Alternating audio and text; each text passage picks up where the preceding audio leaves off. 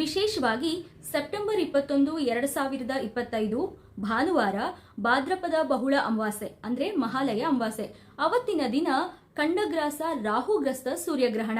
ಭಾರತದ ಕಾಲಮಾನದ ಪ್ರಕಾರ ರಾತ್ರಿ 11 ಗಂಟೆಯಿಂದ ಶುರುವಾಗಿ ಮಧ್ಯರಾತ್ರಿ 3 ಗಂಟೆ 23 ನಿಮಿಷದವರೆಗೂ ಸೂರ್ಯಗ್ರಹಣ ಇದೆ. ಕಾಂಟಿನೆಂಟಲ್ ವೈಸ್ ಹೇಳೋದಾದ್ರೆ northern part of Asia, northern part of America, northern and western part of Africa, Pacific, Atlantic ಹಾಗೆ ಆರ್ಕಿಟಿಕ್ ರೀಜನ್ಸ್ ಇಂದ ಇದು ಗೋಚಾರ ಆಗತ್ತೆ. ಭಾರತದಿಂದ ಈ ಬಾರಿಯ ಸೂರ್ಯಗ್ರಹಣ ಕಾಣಿಸೋದಿಲ್ಲ.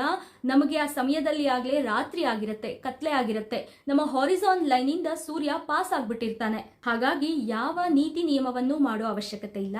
ಭಾರತದಲ್ಲಿ ಹುಟ್ಟಿದವರ ರಾಶಿ ಲಗ್ನದ ಮೇಲೆ ಈ ಸೂರ್ಯಗ್ರಹಣ ಯಾವ ಪರಿಣಾಮವನ್ನು ಬೀರೋದಿಲ್ಲ. ಎಲ್ಲ ಗರ್ಭಿಣಿ ಸ್ತ್ರೀಯರು, ವೃದ್ಧರು, ಅನಾರೋಗ್ಯದಿಂದ ಬಳಲ್ತಾ ಇರೋರು ಯಾವ ಚಿಂತೆಯನ್ನು ಮಾಡದೆ ಆ ದಿನ ಆರಾಮಾಗಿ ಇರಬಹುದು. ಪಿತೃಪಕ್ಷದ ಕೊನೆಯ ದಿನ ಆಗಿರೋದ್ರಿಂದ ಯಾವ ಆತಂಕನೂ ಇಲ್ಲದೆ ನಿಮ್ಮ ಮನೆಯಲ್ಲಿ ಯಾವ್ದಾದ್ರೂ ವಿಧಿವಿಧಾನಗಳನ್ನ ಮಾಡ್ತಾ ಇದ್ರೆ ಅದನ್ನೆಲ್ಲ ಯಾವ ತೊಂದರೆನೂ ಇಲ್ಲದೆ ನೆರವೇರಿಸ್ಕೋಬಹುದು. ಇದನ್ನ ಹೊರತುಪಡಿಸಿ ಭಾರತ ದೇಶಕ್ಕೆ ಅಥವಾ ಕರ್ನಾಟಕ ರಾಜ್ಯಕ್ಕೆ ಸಂಬಂಧಪಟ್ಟಂತೆ 21 ಸೆಪ್ಟೆಂಬರ್ ಭಾನುವಾರ ಭಾದ್ರಪದ ಪಿತೃಪಕ್ಷದ ಅಮಾವಾಸ್ಯೆ ಮುಗಿದು ಆಶ್ವೀಜ ಮಾಸ ಶುರುವಾಗುವಂತಹ ದಿನ. ಅದನ್ನು ಹೊರತುಪಡಿಸಿ ನಮಗೆ ಯಾವ ಗ್ರಹಣದ ಪ್ರಭಾವನೂ ಆಗೋದಿಲ್ಲ. ನೆಮ್ಮದಿಯಾಗಿ ನಿಮ್ಮ ಕೆಲಸ ಮಾಡ್ಕೊಳ್ಳಿ. ಊಟ ತಿಂಡಿ, ಬೇರೆ ಕೆಲಸ ಇದ್ರೆ, ಆಚೆ ಹೋಗೋದಿದ್ರೆ ಎಲ್ಲದನ್ನು ಸರಾಗವಾಗಿ ಮುಗಿಸ್ಕೋಬಹುದು. ಹರ ಹರ ಮಹಾದೇವ.